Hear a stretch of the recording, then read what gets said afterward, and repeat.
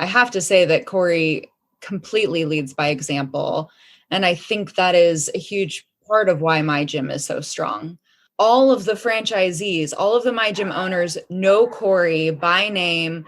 They know that they can have a very, open, personable relationship with him.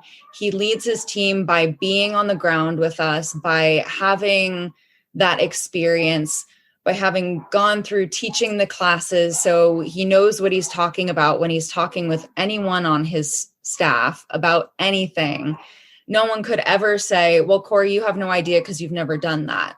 And from my experience, that's rare in a CEO, in a leader, to know that the person you're working with has experienced it all and also is very compassionate through it. So I think that's been huge.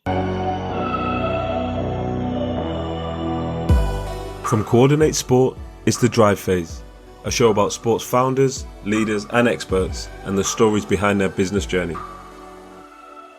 Our guests on this episode are Cory Bertisch and Aleah Whaley. Cory launched the My Gym brand in LA in 1987 with a vision to provide an environment for children and young people to be physically active and enjoy a positive first experience. We dig into how he scaled from one location to 700 and what it takes to maintain the brand at this level. Aleah heads up the My Gym Foundation, and we hear the story behind the charity and how she is impacting thousands of children with gifts of support. This episode not only gives us an insight into the business journey, but shows what is required to support a network of partners and the wider community, especially at this time.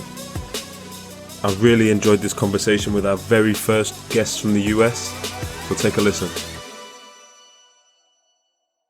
Delighted to have with us today probably one of the first and most successful global children's activity franchises, My Gym. So the children's fitness centers were launched over 30 years ago, currently 600 locations in 30 countries. We're really excited to have Cory Bertisch with us, CEO of My Gym, and Aleah Whaley, Executive Director of the My Gym Foundation.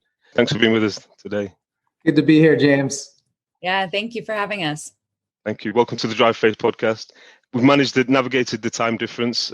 Over here in the UK, we are getting ready for Christmas, but it's kind of cold, wet, grey, gloomy outside. So what's it like where you are at the moment? It is sunny, bright, warm. We're in Los Angeles, California. It is not like that in the rest of the United States, though. It's snow storms. Just thought I'd make our listeners jealous, but most of us are UK based. So in terms of the pod, normally we dive in and so first for us having two guests at once, so we kind of dive in and try and get to know you a little bit better to begin with. And really, because we're talking about physical activity and children's development, we try and look at your childhood really and what your first experience of sport or elementary school for you guys, how was that? And if you could take it in turns, maybe ladies first, let us know how your early years were. So for me, I actually was not athletic at all as a kid. I loved performing, dancing, singing. And because of that, my parents never encouraged me to get into sports at all. I'm terrified of balls coming at my face in terms of, any kind of sport. But I love to dance and I got my physical activity in that way. And, was in plays and musicals and things like that.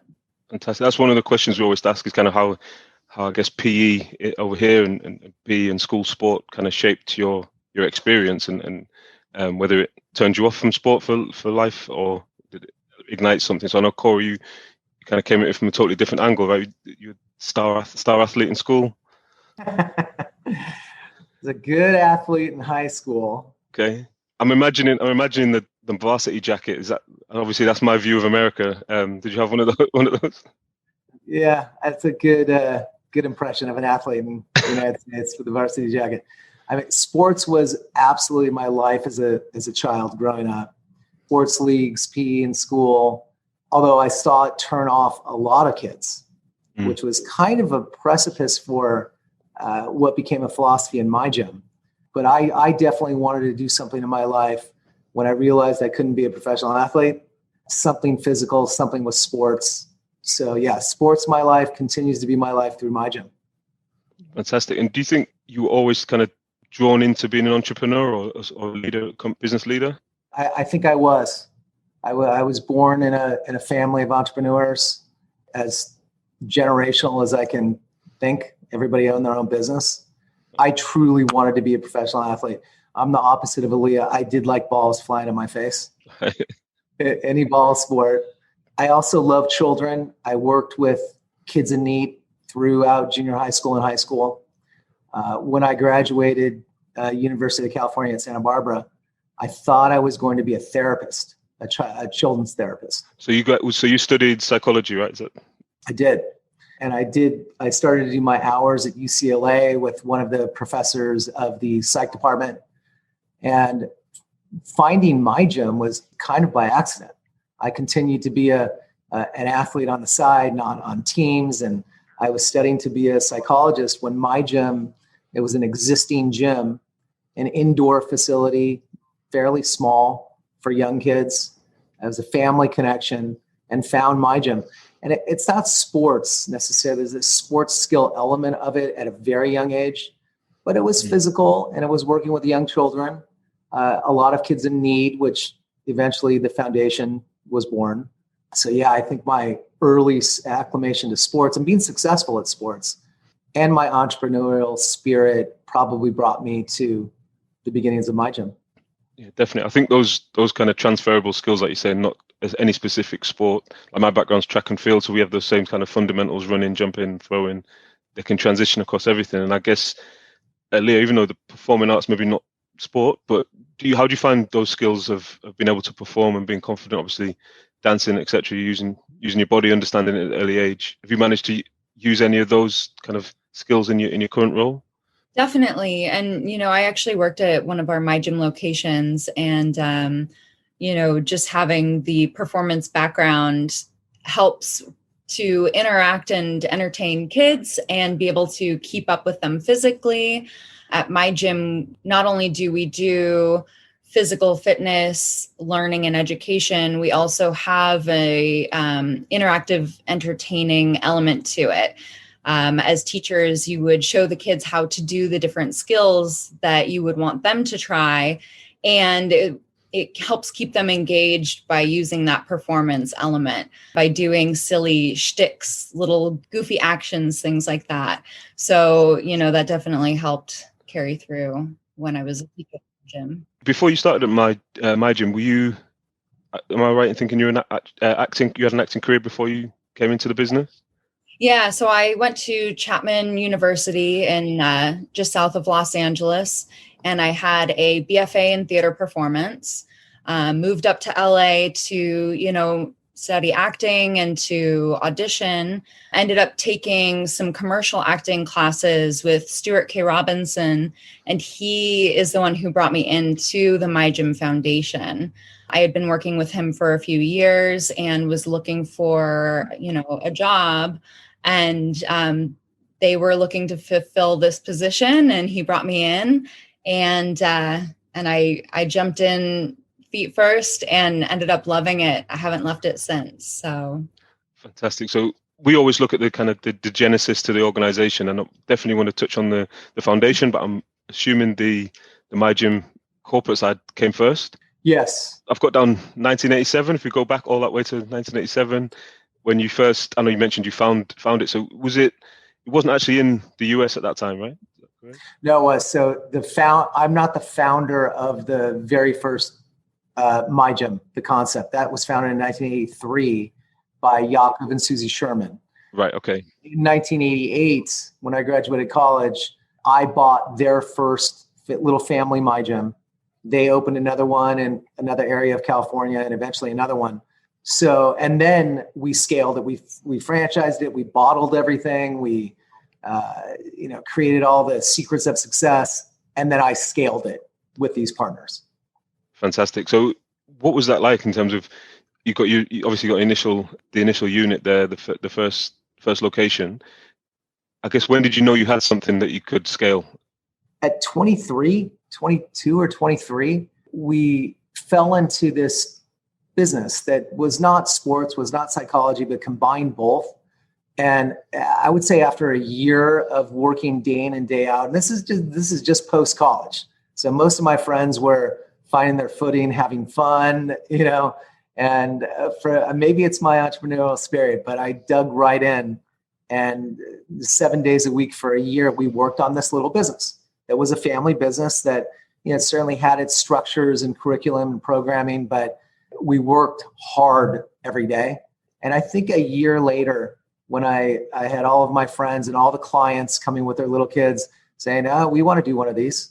We speculate the money you're making. It seems like so much fun. We want to do one of these." So I think it was about a year later, we possibly were going to just open another one, open another 2, open another 5. Or at the time, it was more about franchising, less about licensing. Mm-hmm. So we said, let's create a franchise package. And we went from a small, intimate family business with 3 or 4 gyms in LA, which is where it started. Let's say the next few years, we scaled with our friends, family, some close clients of the gym. Next few years, we probably opened 10 or 12.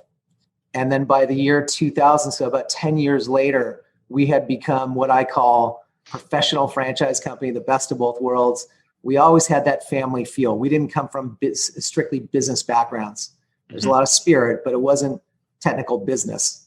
It was being great at what we did, being great at working with the kids. And so the best of both worlds kind of converged at the turn of the century, where we had built enough systems and curriculum and legal documents and protocols and secrets, but we still had our family feel. And I think we probably had expanded to about 50 or 60 or 70 gyms at that point. Okay, then so you hit the start of the century, and is that kind of the growth curve just taking off at that point? Yes, I think it took off in the late 1990s, where we started to develop. I coach this with people all the time. When you're starting a business, you have all these roles. You have a head of sales, a CFO, head of finances, head of marketing, head of curriculum. And at first, the founder of the business needs to play all those roles.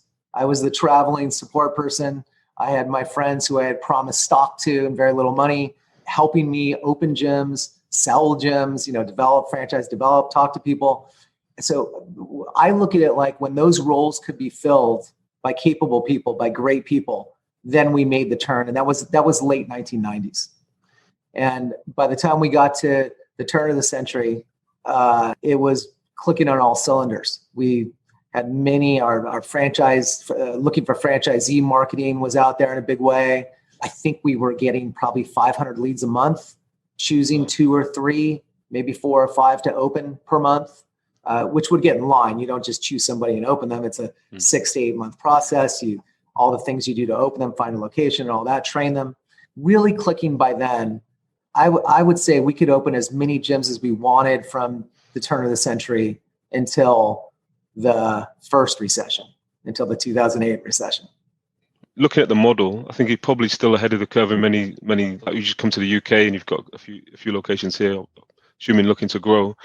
Kind of what you're doing in that mix of the psychology and the physical activity is still relevant today, right? It's still quite a new concept in a lot of territories, I'm assuming. So, is that what you feel was leading all those? Like you said, 500 leads a month coming in. Do you think it was kind of the concept or the I guess the business model? What was the driver for all that interest? You said something very interesting.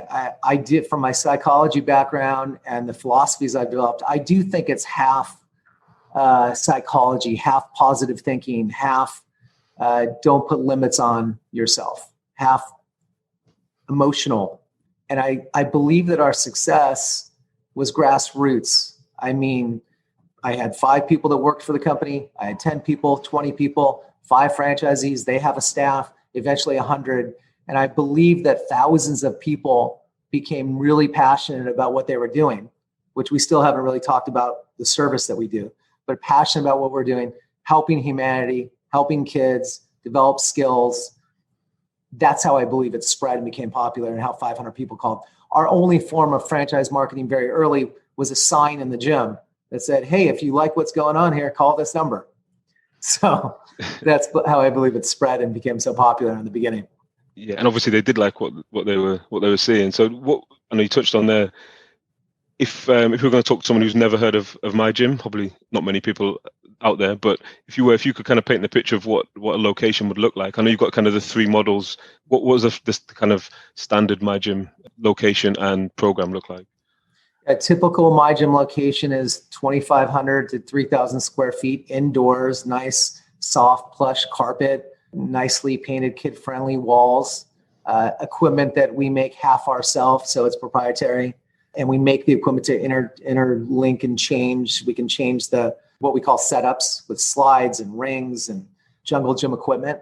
We also have a swing support system built into the ceiling that you can picture it with ropes coming down with eye bolts at the end, connectors at the end where you can connect swings to it, and trapezes and rings and all sorts of things, climbing ladders, ropes. So if you're looking at the gym, it's mostly a big indoor floor space with equipment that we make ourselves and a swing support with swings hanging. But it's very, very structured. So we go very close in age group. If you have a baby, 3 months to 9 months, you have a child that we call waddlers, 11 months to 17 months. Our next age is gymsters, very close in age group. So we do specific curriculum, and it's very structured, even as a baby. We're a traditional learning center in a lot of ways we believe it's the right way to do it. And for safety, there's some child-led learning that goes on, but for the most part, it's a structured hour where it's got 13 different parts of the class. At a younger age, it's half structured play. So you come in as a client, you get enrolled in your hour class with all your friends, 15 other families, 15 other parents and children, and we take them through this innovative program that was created in the early 80s and adapted with now thousands of people as a matter of structure for us, giving ideas, and technology's expanded to anything you want it to be at this point. So, but that's what a gym looks like. Is that clear, James? Yeah, for sure. And in terms of the clientele, is it just families, or do you work with, I guess, schools? I know, Aleah, with the foundation, you're working with other types of organizations, but is it just kind of parent-led? Parents would bring their children, or do you kind of connect with local schools to bring classes of children in? Our core business is the classes. So people will have, gym owners will have 30 to 40 1 hour, 45-minute to 1 hour classes throughout the week. But we do everything at this point. We have schools come in, we go to schools, we have different types of classes, preschool alternative, we have karate and dance and birthday parties, right? I'm assuming you've got a lot of birthday parties happening in there. Sounds like the ideal spot, yeah. 75% classes, 25% birthday parties. Right, wow, that's amazing. Fantastic. I think it's probably a good point. Obviously, we've got the setup and kind of the size and scope of my gym. In terms of the My Gym Foundation, when did that start? I know you joined the business after Cory had, I guess, scaled it. When did that start, Aleah? How did you get involved? So let me lead Aleah into this, because it was long before Aleah. It was probably about 5 or 7 years into our franchising. My younger brother and I, Jamie, we are the primary owners of My Gym Enterprises, and he had come in not necessarily as a child person, but as a accounting person. So he did a lot of the business. I did a lot of the expansion. We have a third brother, an older brother, 2 years older than me, and he was in a car accident when he was 21, and he was brain injured, and he was paralyzed, bilaterally paralyzed, and was supposed to die. But he came out of it, by far not normal today, needs 24-hour assistance, but he came out of it, and through him, as the figurehead for the My Gym Foundation, we created this foundation where the primary purpose was to give gifts to help people like Randy, but not just people like Randy, people that were born with disadvantages. And the primary thing was we felt lucky, and Randy felt lucky to be able to have the resources to have the help that he needed, but so many people didn't. So for 10 to 15 years, we ran this pretty small internal foundation where we raised money and we gave away gifts to applications. We also scholarship some kids in need to the gyms, as the franchisees are very passionate about this. About 5 years ago, we brought Aleah in, very lucky to have found Aleah. And this is where Aleah enters. Please, Aleah.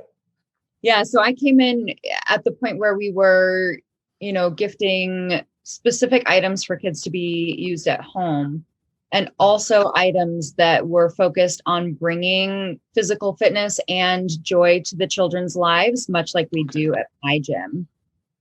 So rather than funding medical supplies, feeding tubes, wheelchairs, things like that, we tried to fund items like special seating devices that would allow a little girl to sit on the floor and play with her sister, or special sensory swings that would allow children with autism or sensory struggles to be able to self-calm and relax and all do this at home. We quickly realized after I came in, though, we love doing these appropriations and helping one child at a time, and seeing the impact it has on the entire family. But we also wanted to be able to expand our impact and help a lot more people with the work that we were doing. So in addition to the individual gifts that we give now, we've found other organizations to partner with, to give funding to, that have missions that are very much in line with what we do as well. So that we could say fund a special swing for a school, and then 20 to 30 kids at that school could be able to use the swing. It's very interesting. We have a spectacular franchise body. We have hundreds and hundreds of franchisees that are amazing. I wouldn't say that our business, an average gym, makes a ton of money. So it's a labor of love and a labor of passion in a lot of ways. And we have my gym, the for-profit side, has helped millions and millions of kids, tens of millions of kids over the years. And our philosophy, our heart is, and this is one of the reasons why we're so successful, caring about the families and kids. And we truly believe that the curriculum that we created is helping develop a better, more healthy, more stable world. So this naturally spilled over into the foundation, where people are so passionate about helping kids and families that can afford to go to my gym. Now it was, well, of course, everybody got behind families that couldn't afford to go to my gym or have the benefits of having what they need when they have special needs for any reason. Aleah came in and took that foundation from I would say, an organic position where it's obvious. Every gym is going to give us a little more money. All of our friends and everybody we ask is going to give us money to help people. It's the right thing to do. And Aleah came in and moved us to the next level of getting into corporate situations and doing bigger help, I would say. Yeah, because it's interesting what you said there about the core business, the profit making side. Yeah, the impact's huge already. 0 to 5 years is such a big, like a key time, and obviously just the key time in a child's life.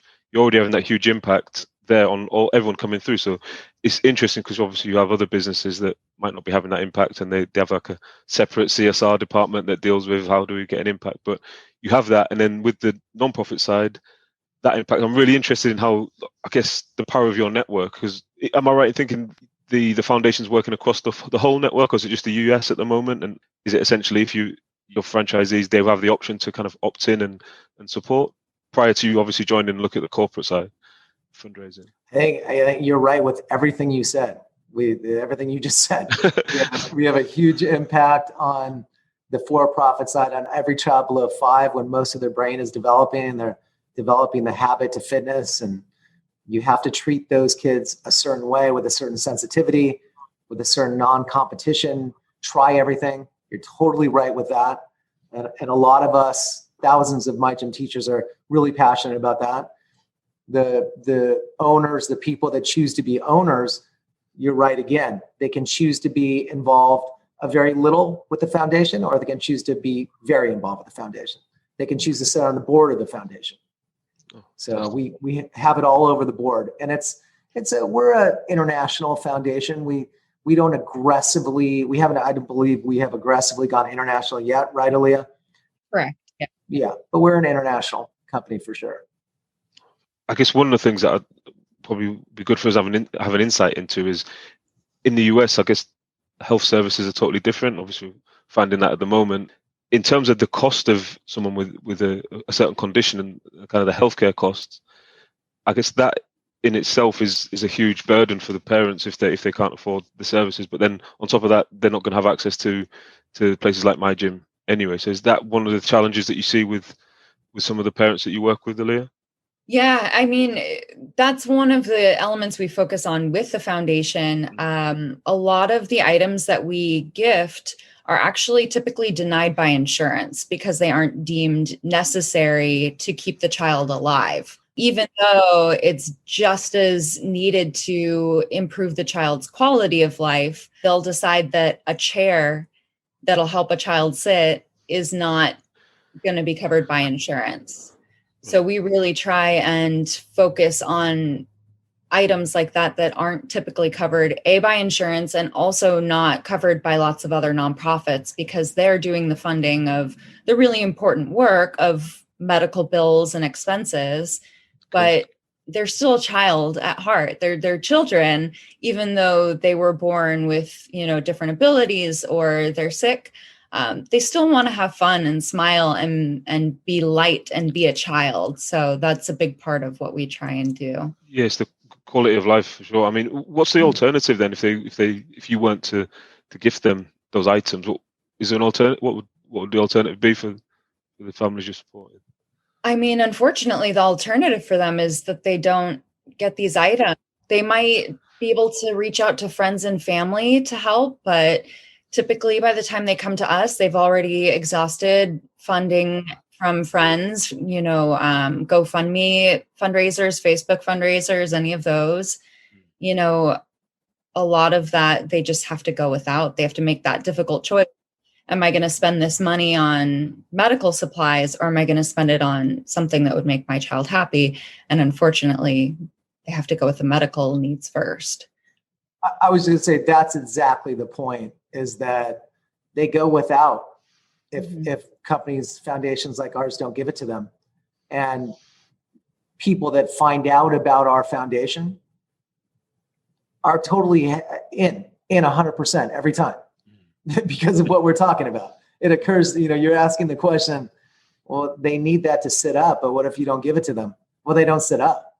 And nobody we meet, that doesn't touch them. Everybody grabs into their wallet and gives money at that point. Yeah, how can you not? I guess. Yeah, we'll touch on it from the kind of profit making side, but in terms of what's next for the foundation and where do you see things in the next 5-10 years? What's your kind of master plan for rolling things out a bit more? Just continuing to grow and expand and collaborate with other organizations that are doing similar work. Out in Los Angeles, there's an organization that builds fully accessible playgrounds for children. So you'll go and there will be like a roundabout swirly thing that a child can roll their wheelchair onto so they can play with the other kids. They have special swings that are larger so they can accommodate, different medical gear. They have different sensory items there. So, working with them to help create more parks and accessible playgrounds. We've been working with Angel City Sports. They're sort of similar to the Paralympics, but they're based in Los Angeles right now. And they hold events every year where everyone from, adults all the way down to little toddlers compete in these games, these Angel City games. And we want to be able to work with them to help create more accessible physical fitness games and interactive obstacle courses so that kids can feel like they're included in daily life. It was really incredible, James. They had a fair, the Angel City Games. It was like that, yeah. And we had Aleah led a group of teachers, 10, 15 teachers throughout the weekend. And we set up an obstacle course. Mm-hmm. And a lot of these teachers are not used to working with kids with no legs or, kids that can't get out of their wheelchair or worse. And they would come with their parents to our obstacle course, however they got there, and say, I'm ready to go. Yeah, let's go. Right. And sometimes we carry them through. Sometimes, we would wheel them below the bar and pick their hand up and hold the bar, which was a huge success. Just that struck me when you were talking about Angel City Games. I just thought as well with the Angel City connection there, you've got hopefully a good time coming up, or you've got the Olympics right in a few years, so hopefully you got another opportunity to make a big impact. Right. Yeah. One thing, while we're talking about obviously how to avoid the pandemic and the situation that's come about, I mean, how has that been in terms of working with the families and the connection? Like you said, we were talking earlier before we started recording that you've pretty much been locked down since back in March, April time. Obviously, business-wise, and it's going to have a big impact there. But from the foundation, those families that are in need, what's the support like around that?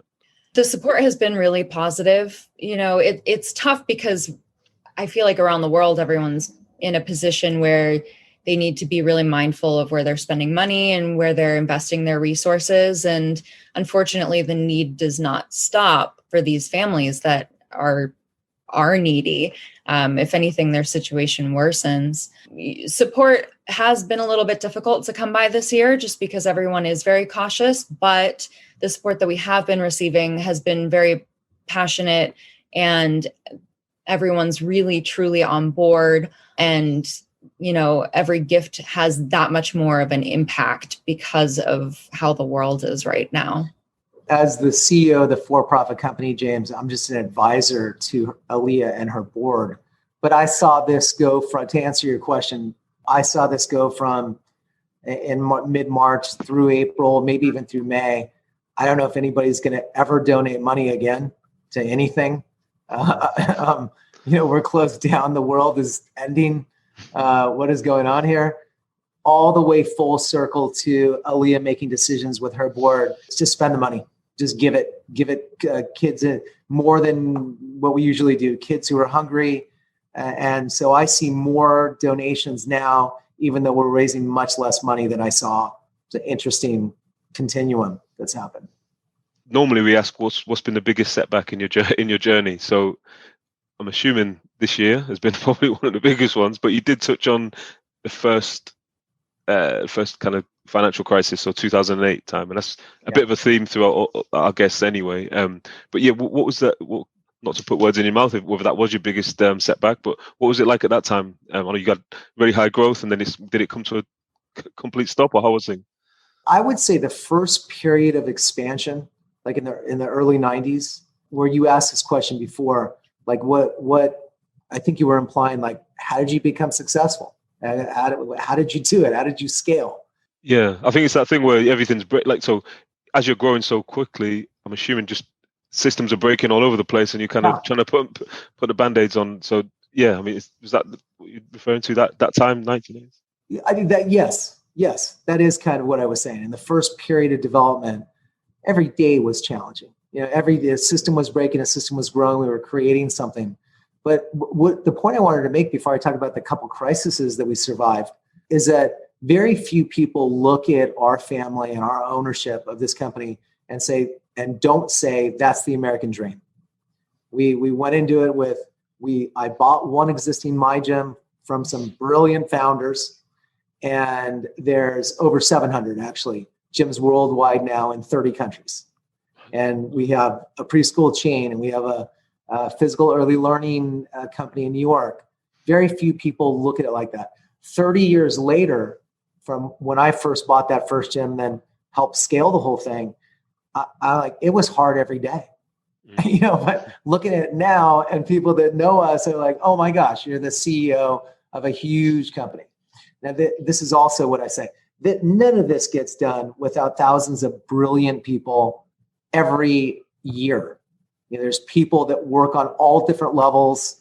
And I think the brand, I think our mission, I think what we're doing for kids, what we're doing for families, if you're paying attention even a little bit, you are moved. So I think that's what it is about our My Gym brand. And the secret ingredient to success getting through all those hard times is just straightforward passion, belief, teamwork. My team mentality comes into it.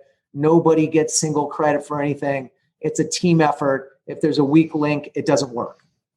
And that is how it's been for 35 years, but especially in the beginning. And the 2008 crisis, it slowed down aggressive expansion. I think that was your question in the beginning. You were expanding aggressive, as much as we wanted to until then. And it was a little tough. I have to be honest. It 1% of what the pandemic is. And there's so much positive that has emerged and will emerge out of this pandemic. Meaning, what we do for kids is so vital. Our team, our My Gym Enterprises, our team is brilliant. They created an online substitute for our curriculum, which is almost impossible.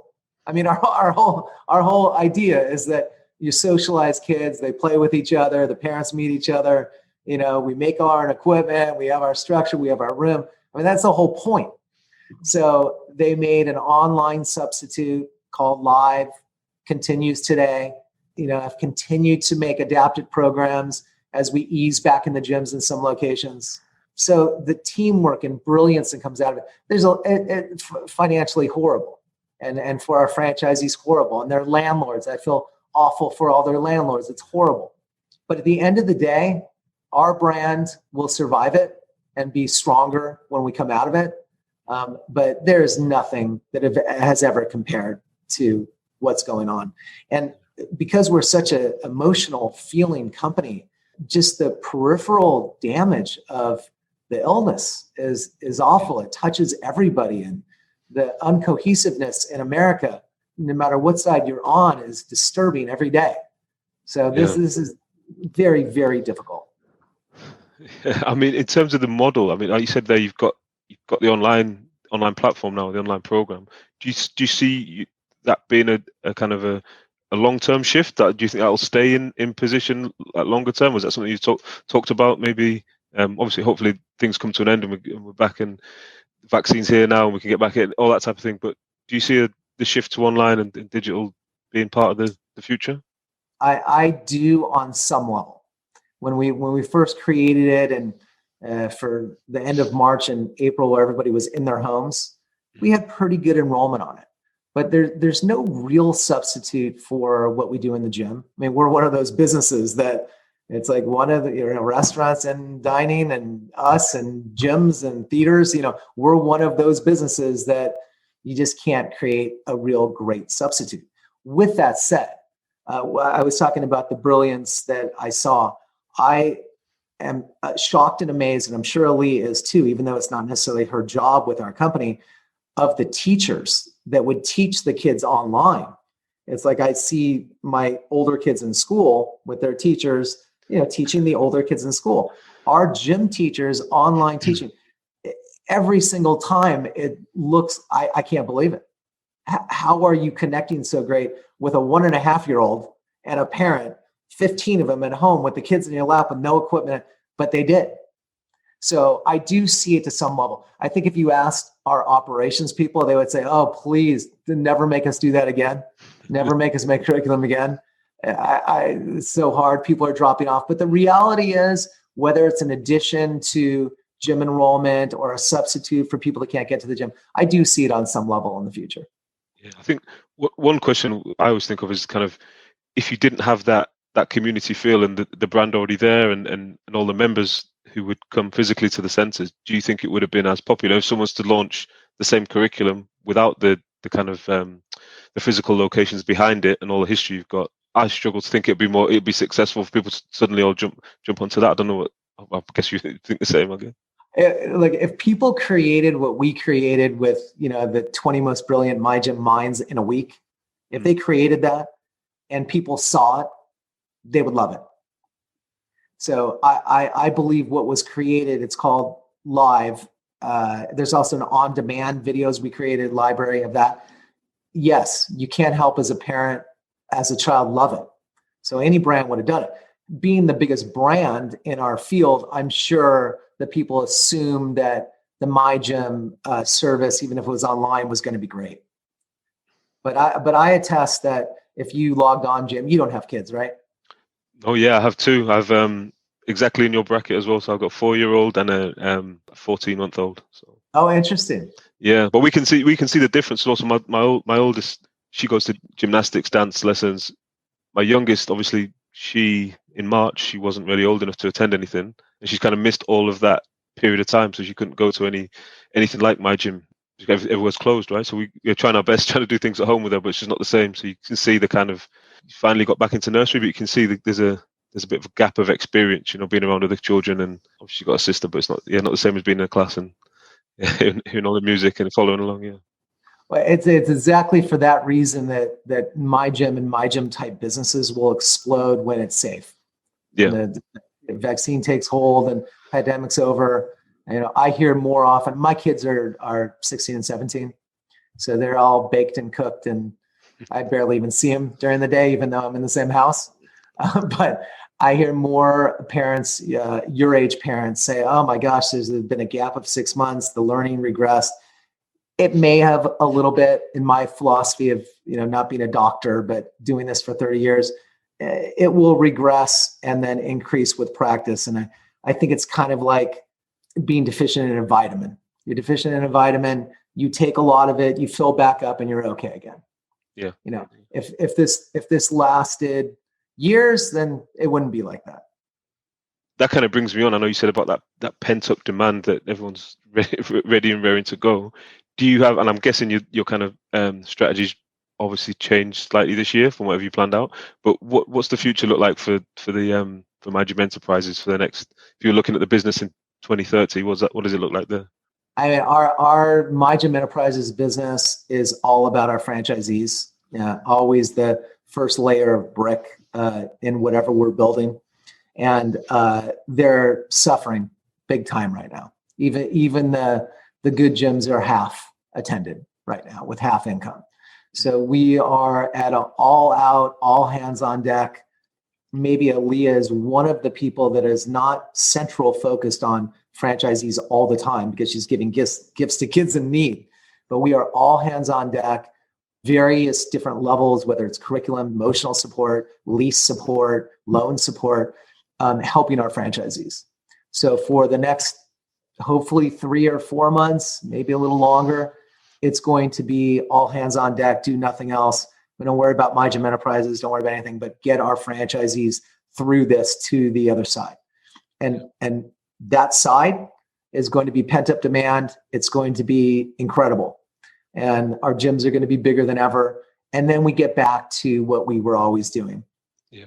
Just growing exponentially, looking at other businesses, like we have a Sprout therapy business in New York, which is literally like early intervention physical therapy business. We love that business. It has a lot of synergy with our core for-profit business and our foundation. We have chalk schools that we don't have any at the moment because we opened them and we sold them, but that's a really good business. So it'll be back to business as normal. And we have a really smart executive team and executive board, and really we only have leaders in our team, in our My Gym Enterprises staff at this point, that's always coming up with new ideas and new things to do. So that's what I'm looking forward to doing, just getting back to normal. Yeah, definitely. And do you have any kind of target countries that you're not in at the moment that you want to kind of expand into, obviously, in the future? I don't think we have any target countries necessarily, James, but my mind, I might say different if we didn't have the pandemic. I might know of a few countries, early March, let's get back into France. It's not at the forefront of thinking at the moment. Totally understand. Right. One of the things we always kind of look at is, especially now because you've got such a stressful time, is kind of habits and routines that kind of leaders do. So I don't know if you have anything, Aleah, is there anything that you do kind of on a daily basis that would be kind of your routine, or things that kind of keep you grounded or working on top performance? Yes, she does. Yes. Well, we are a fitness company, and we are constantly doing fitness challenges, and Cory always encourages us to stay as active as possible just for our well-being. When we were working in the office, we would multiple times a day as a team just start doing push-ups or sit-ups or mountain climbers just to get our energy back up and moving and kind of beat that midday lull. And even now, I make a conscious effort every hour or two to just get up, move around, maybe do some mountain climbers just to get my heart rate up. So I'm not just sitting, at my desk. Staring at the Zoom calls all day. Yeah. And same thing with Cory. He'll hit me up, on our Teams or via email and just say, all right, we're about to do push-ups. Let's go. And, we'll get a few people together. So James, you want to get in on that? Anytime. Yeah. Just let me know. I might have to turn the camera off though, maybe. I'm joking. Test me. That's one thing I wanted to kind of check in on. Obviously, with the lockdown being so extensive for you guys, I'm assuming the office environment and the kind of culture of the business that would take a hit, right? If you're not all in the same place, you're used to coming together in an office. I'm assuming sounds like a great place to work in your office, but you've all been working from home, right, for the last 9-10 months. How has that been as a challenge? Obviously, keep everyone. We've got the press up challenges going on, but in terms of that, people's mental health must be really really difficult, right, to manage that. It's such a deep question you don't even know, because I'm old, and the way I got into business, what I learned is everybody together, everybody in an office, cheering each other's victories.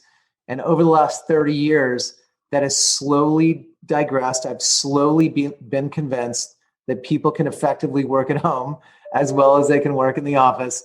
And we were, I think before the pandemic, what would you say, Aleah? We were 75-25, 75% in the office. You have 25% at home. We had core people outside of a central office, really weird. And then all of a sudden the pandemic happens. And if you asked me that question in April or May, I would have said, oh, it's horrible, devastating, terrible. I hate it. And I can't wait to get back to the office. But you ask me now, and I think that maybe people can be almost as effective working at home. Or more. Yeah, or more at times. But there are things that there's no substitute for, like my gym. Like you can do my gym on the screen, but you can't get certain things. And I certainly believe that is the case, that you can't get certain things. But I've switched on this 360, and then these meetings we've had for 20 years. We've had these meetings for 20 years. But I think when it's your main source, your only source of face-to-face contact, you appreciate it more. I can remember being on these calls and thinking, I can't wait to get off the call and see someone in person. Now I can't wait to get on the calls. Looking forward to it. You touched on it there, but we have a question we always ask is kind of for yourself, over 30 years in the business, what have you or who have you had to become to be able to lead the business as it is now versus, like you said at the start? Yeah, I mean, we'd be really interested to get your insight into kind of how you've changed and who you've had to become to be the leader you are at the moment. That's also a deep question. Sorry, I should have sent these across before. Maybe. I'm lucky enough to be raised with the core values and be acclimated young by my teachers or coaches that you got to live your life leading by example and with passion and in a team mentality. All of that stuff has stayed consistent. Obviously, ups and downs over the years with personal ups and downs, but that part is consistent. The adapting into more of a business person, I think, is the biggest change. Being open to other ideas, being open to different business paths I've probably had to be that. Although I'm a very non-traditional CEO, I'm more of an internal motivation, assigning roles, controlling everything. That's loosened too over the years. I've had to become less controlling.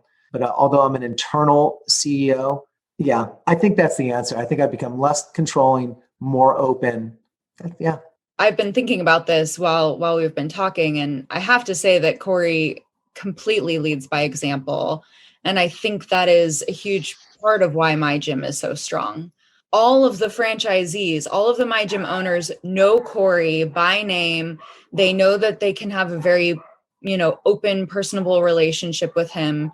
He leads his team by being on the ground with us, by having that experience, by having gone through teaching the classes. So he knows what he's talking about when he's talking with anyone on his staff about anything, no one could ever say, well, Cory, you have no idea because you've never done that. And from my experience, that's rare in a CEO, in a leader, to know that the person you're working with has experienced it all and also is very compassionate through it. So I think that's been huge. Go on, please.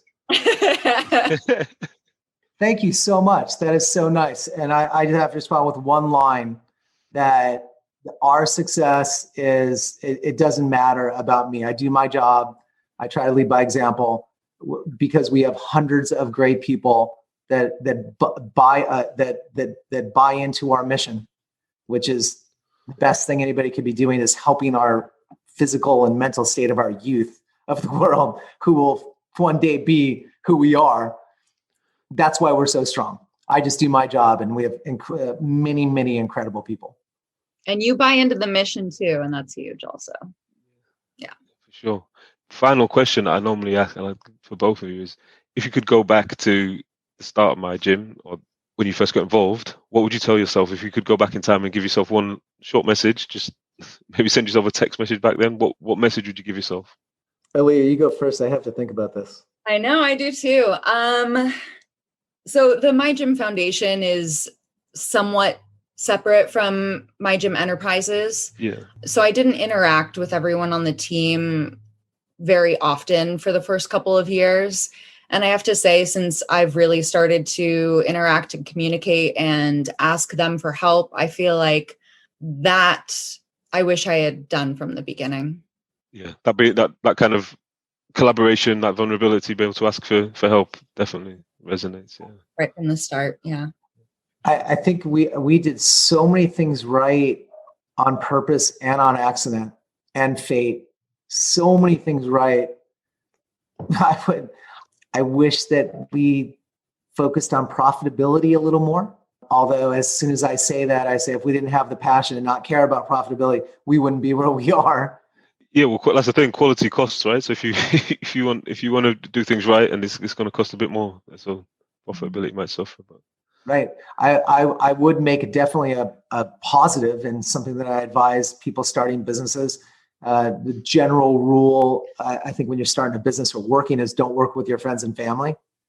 That is totally wrong. I was just about to say, yeah, I remember you saying that it was all your friends and family when you started, right? It's totally wrong. I work with all of my friends and family. It just makes you be who you really are, because you can't go to work and be different and then go home and be different. It just forces you to uphold a certain level of integrity and consistency in who you are. And your friends and family give you more loyalty and more chances and work harder for you. So that's a do. Yeah. No, I love that. I mean, we're tight on time, so I want to say thank you so much for giving up an hour of your time, especially when you're so busy at the moment. Just before we finish, I wanted to say, Aleah, is there any way, if anyone wants to get involved with the foundation, I mean, we'll leave details in the show notes, etc. But is there anywhere that they could go as an individual or a business owner if they wanted to get involved? Yeah, I mean, we have information on our website, which is mygymfoundation.org.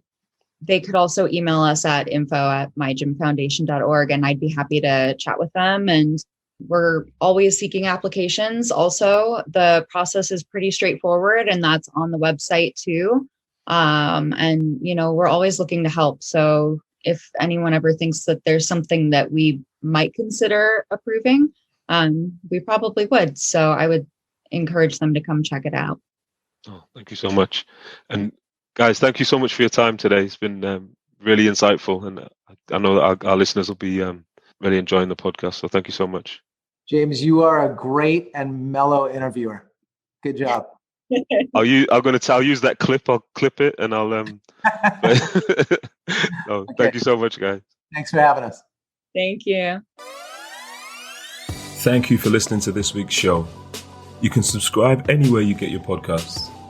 If you'd like to get in touch with us, you can write to us at dryphase.podcast@coordinate.cloud, tweet us at coordinatesport, or follow us on Instagram at coordinate_sports, or on my account at James_Ventures. This episode was produced by Nancy Kwamboka, with support from Claire Goodchild and Lola Small, with special thanks to Rochelle. I'm James Moore, and you've been listening to The Drive Phase from Coordinate Sport.